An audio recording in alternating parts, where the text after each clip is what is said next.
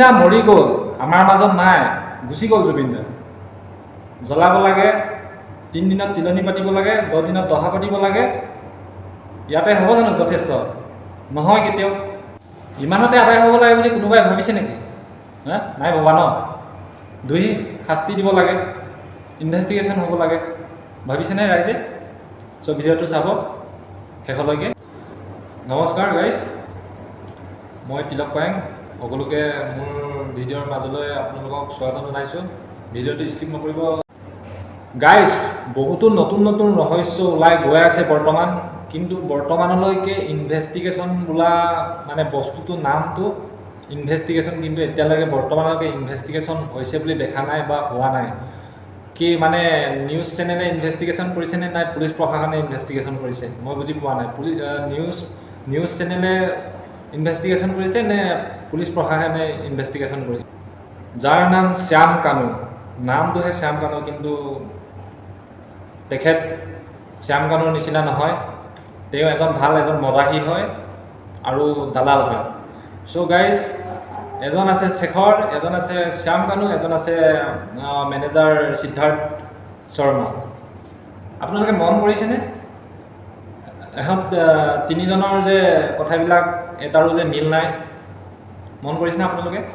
আৰু লগতে আমাৰ গৰিমা বৌ, বহুতে কৈছে এইটো সময়ত গৰিমা বৌক প্ৰেছাৰ দিব নালাগে, একো ক'ব নালাগে, কিন্তু ক'ব লগাত বাধ্যও হৈ যায়, কাৰণ মানুহক জাজ কৰিব লাগে। পুলিচ প্ৰশাসনে জানে, বা আমি বৰ্তমান ইয়াত কাম কৰি আছোঁ, ছিকিউৰিটি লাইনত কাম কৰি আছোঁ, আমাক ট্ৰেইনিং দিয়া যায় যে মানুহক জাজ কৰিব লাগে। পিছত যিয়ে নহওক, মিছা হওক সঁচা হওক, কথাটোতো ওলাই পৰিব ন, জাজ কৰিবই লাগিব, ইনভেষ্টিগেশ্যন চলিবই লাগিব। ইনভেষ্টিগেশ্যনৰ কাৰণে যদি কোনো মানে কথা নোলায়, ৰাইজে ক'বই আমুকে বেয়া, আমুকে মাৰিলে, তামুকে মাৰিলে। ইনভেষ্টিগেশ্যন কৰক, প্ৰুফ দেখাওক, তেতিয়া ক'ব ন আমুকে দোষী নহয়, তামুকে দোষী নহয়। এতিয়াতো মানি ল'ব নোৱাৰোঁ।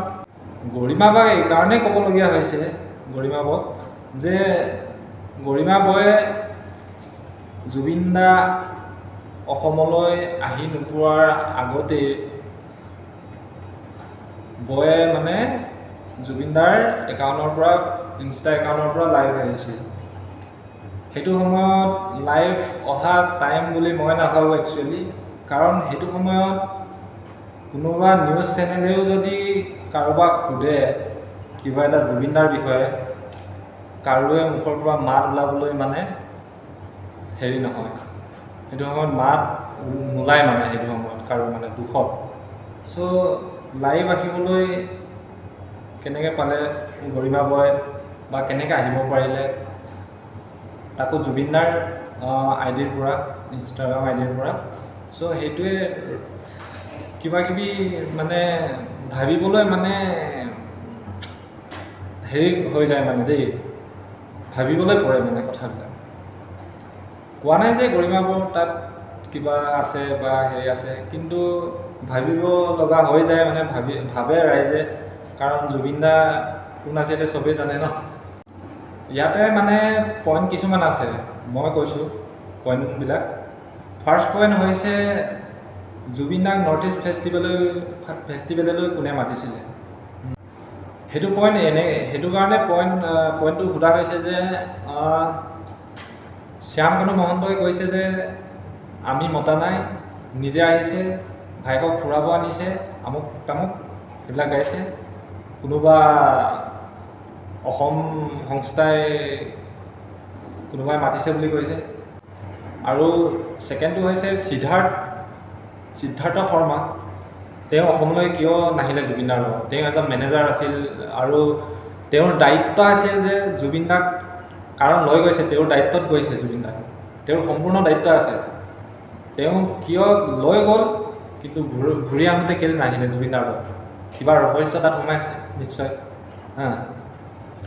নেক্সট, শেখৰক কিয় অসমলৈ যাবলৈ মানা কৰিছিলে সিদ্ধাৰ্থ শৰ্মাই? আৰু নিউজ চেনেলবিলাকত দেখি আছোঁ যে কিছুমান নিউজ চেনেলত সিদ্ধাৰ্থ শৰ্মাৰ বহুতো প্ৰপাৰ্টি হোটেল বহুত কিনিছে বাৰু, জুবিন দাতকৈ বোলে ধনী হৈছে বুলি কৈছে শুনিছোঁ। সেইটো সঁচানে মিছা নাজানো, কিন্তু যদি সঁচা হয় এইটো বহুত ৰহস্য আছে তাৰ মাজত, কিয়নো জুবিন দাৰ গোটেই হিচাপ নিকাচ তাৰ ওপৰত আছে, পইচা পাতিৰ পৰা ধৰি চব মানে হিচাপ নিকাচ তাৰ ওপৰতে মানে আছে। তো তাতো মানে ৰহস্য সোমাই আছে মানে।